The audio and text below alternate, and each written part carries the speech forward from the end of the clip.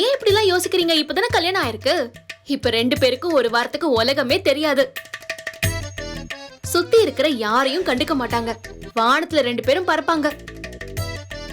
ஒரு வாரத்துக்கு அப்புறம் தான் பொறுமையா இறங்குவாங்க. அப்புறம் பழையபடி மாமா மாறிடுவாரு. இல்லடி, எனக்கு சுத்தமா நம்பிக்கை இல்ல. இந்த வீட்ல நான் ஒண்ணுமில்லாம போயிடுவேனோன்னு எனக்கு பயமா இருக்கு. அத்தை, என்ன பேசிட்டு இருக்கீங்க நீங்க? மயில விடுங்க, சரவண மாமாவை கூட விடுங்க. நானோ ராஜியோ இந்த வீட்ல நீங்க சொல்றத கேட்காம என்னைக்காவது நடந்திருக்கோமா சொல்லுங்க? ஆமா, இப்ப கூட நான் தலைக்கு என்ன வைக்கணும், இன்னைக்கு வைக்கலாமா நாளைக்கு வைக்கலாமான்னு கேட்கலாம் தான் நினைச்சேன். ஆமா. ஏண்டி, முந்தா நேத்து தானே நீ என்ன வச்ச?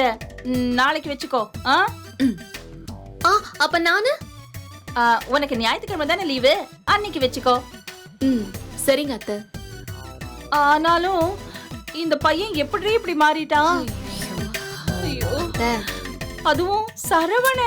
அத்தை ஃப்ரீயா விடுங்க அத்தை, எல்லாமே சரியாயிடும்.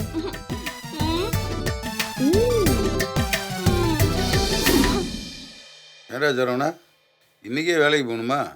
ஆமாப்பா, ஒரு முக்கியமான வேலை. நான் போனாதான் நடக்கும்.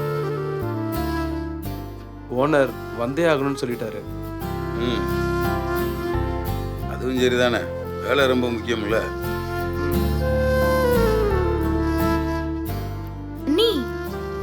நீங்க எதுக்கு ரொம்ப ஃபீல் பண்றீங்க? சாயங்காலம் அண்ணன் வீட்டுக்கு வந்துரும். ஏங்க, நாம 2 பேரும் சென்னைக்கு போற விஷயத்த சொல்லிடுவீங்கல்ல? சொல்லிடுறேன். கண்டிப்பா சொல்லிடுவீங்கல்ல? கண்டிப்பா சொல்லிடுறேன்.